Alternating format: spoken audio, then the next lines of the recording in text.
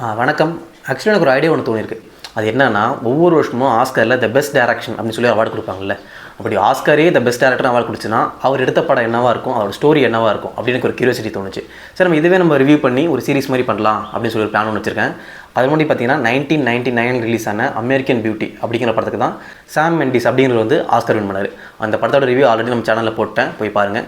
அடுத்து பார்த்தீங்கன்னா 2000 ரிலீஸ் ஆன டிராஃபிக் அப்படிங்கிற படத்துக்கு தான் பெஸ்ட் டைரக்ஷன் அவார்டு வந்து ஸ்டீவன் சாடன்பெர்க் அப்படின்னு சொல்லி வாங்கினார். அந்த படத்தை பற்றி நான் ரிவ்யூ சொல்ல போகிறேன். இந்த ரிவ்யூக்குள்ளே போகிறதுக்கு முன்னாடி நம்ம சேனல் சப்ஸ்கிரைப் பண்ணாதான் மறக்காம சப்ஸ்கிரைப் பண்ணிடுங்க.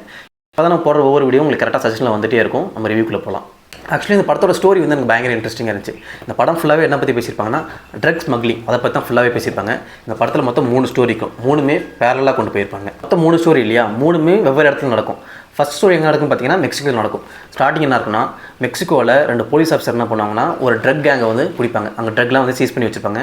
அப்போ வந்து ஒரு ஆர்மி ஆஃபீஷியல்ஸ் ஃபுல்லாக வருவாங்க. அந்த மேஜர் என்ன பண்ணுவாங்கன்னா, அந்த சீஸ் பண்ண ட்ரக்லாம் எடுத்துகிட்டு இவங்களையும் கூப்பிட்டு கேம்புக்கு போயிடுவான். போயிட்டு நீங்கள் செமையாக ஒர்க் பண்ணுறீங்க, நான் உங்களுக்கு ஒரு புது ஆப்ரேஷன் ஒன்று தரேன்னு சொல்லிட்டு அந்த ட்ரக் டீலரோட ஹெட்டை பிடிக்கிற ஆப்ரேஷன் இவங்கள்ட்ட கொடுப்பான். அங்கேருந்து ஸ்டோரி 1 ஸ்டார்ட் ஆகும்.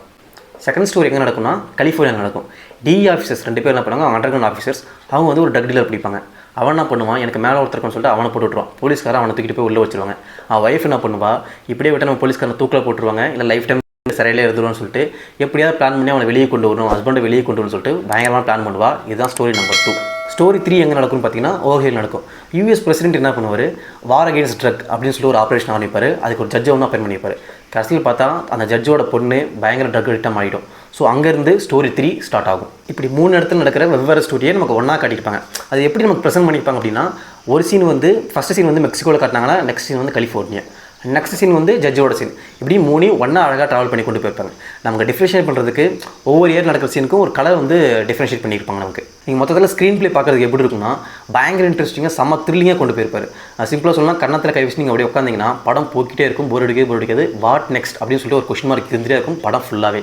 ஒருலையும் நம்ம எதிர்பார்க்காத எக்ஸ்பெக்ட் ட்விஸ்ட் அண்ட் டர்ன்ஸ் வச்சு 3 ஸ்டோரி முடிக்கும் போதும் ஒரு செம ஃபீல் குட்டாக நீட்டாக முடிச்சிருப்பாரு. 3 ஸ்டோரியுமே எங்கேயுமே பயங்கரமாக மிங்கிள் ஆகாது. இது தனியாக முடியும், இது தனியாக முடியும், இது தனியாக முடியும். ஆனால் படம் முடியும் போது செம நீட்டாக இருக்கும் நமக்கு பார்க்குறது. நீங்கள் படம் பார்த்து முடிக்கும் போது ஓகே ஒர்த்து தான், இந்த படத்துக்கு ஆஸ்கர் கொடுக்கலாம் அப்படின்னு நமக்கே தோணும். அந்தளவுக்கு செம ஸ்டாண்டர்டாக முடிச்சிருப்பாங்க. ஒரு சீன்லேருந்து இன்னொரு சீன் ஜம்ப் ஆகிறதுக்கு எப்படி பண்ணியிருப்பாங்கன்னா, எடிட்டிங்கில் வந்து ஒரு சூப்பரான டெக்னிக் யூஸ் பண்ணியிருப்பாங்க. அது என்னன்னா, ஒரு சீன் முடியும் போது ஃபார் எக்ஸாம்பிள் சொல்கிறேன், ஒரு 2 பேர் வந்து காரில் பேசிட்டே இருக்காங்கன்னு வச்சுக்கோங்களேன். இது ஒரு சீன், அவங்க பேசிட்டே வரும்போது அவங்க டயலாக் முடிஞ்சிடும், பட் கார் ஓட்டிகிட்டே வராங்கன்னு வச்சுக்கோங்க. அடுத்த சீனோட டயலாக்கு இந்த சீனில் வாய்ஸ் ஓவர் மேலே வர ஆரம்பிச்சிடும். ஸோ இந்த சீன் முடிஞ்சு வாய்ஸ் ஓவர் கேட்டே இருக்கும். அதுக்கப்புறம் தான் அடுத்த ஃப்ரேமுக்கு, அது அடுத்த சீனோட நம்ம ஜம்ப் ஆகி போவோம். அந்த மாதிரி ஒரு சூப்பரான எடிட்டிங் டெக்னிக்கல் யூஸ் பண்ணிப்பாங்க. எனக்கு ரொம்ப பிடிச்சிருந்துச்சு. படத்துக்கு எடிட்டிங்க்கும் ஒரு ஆஸ்கார் வின் பண்ணியிருக்கு. அந்த எடிட்டிங் டெக்னிக்கோட கரெக்டான சினிமாட்டிக் டைம் எனக்கு தெரியல, யாருக்காவது தெரிஞ்சால் கமெண்ட்டில் சொல்லுங்கள்.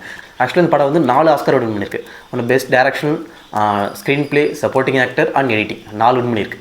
படத்தில் ஆக்டிங்னு பார்த்தீங்கன்னா எல்லாருமே செம்மையாக ஆக்ட் பண்ணியிருக்காங்க. எனக்கு ரொம்ப பிடிச்சதாருன்னு பார்த்தீங்கன்னா, ஜட்ஜும் அப்புறமேட்டுக்கு வந்து அரெஸ்ட் பண்ணிட்டு போவாங்கல்ல, அவனோட ஒய்ஃபும் தான். 2 பேருமே சூப்பராக ஆக்ட் பண்ணியிருப்பாங்க. 2 பேரும் ஆக்டிங் தான் ரொம்ப பிடிச்சிருந்துச்சு. ஸ்க்ரீன் பிளே எந்த அளவுக்கு ஃபாஸ்ட்டாக பயங்கர த்ரில்லிங்காக இருக்கும், அதுக்கேற்ற மாதிரி செம்ம த்ரில்லிங்காக மியூசிக்கும் சூப்பராக போட்டிருப்பார். அந்த மியூசிக் இன்னும் கொஞ்சம் த்ரில்லிங் கொடுக்கும். படம் பார்க்கும்போது பயங்கர சுவாரஸ்யமாக கொண்டு போயிருக்கும்.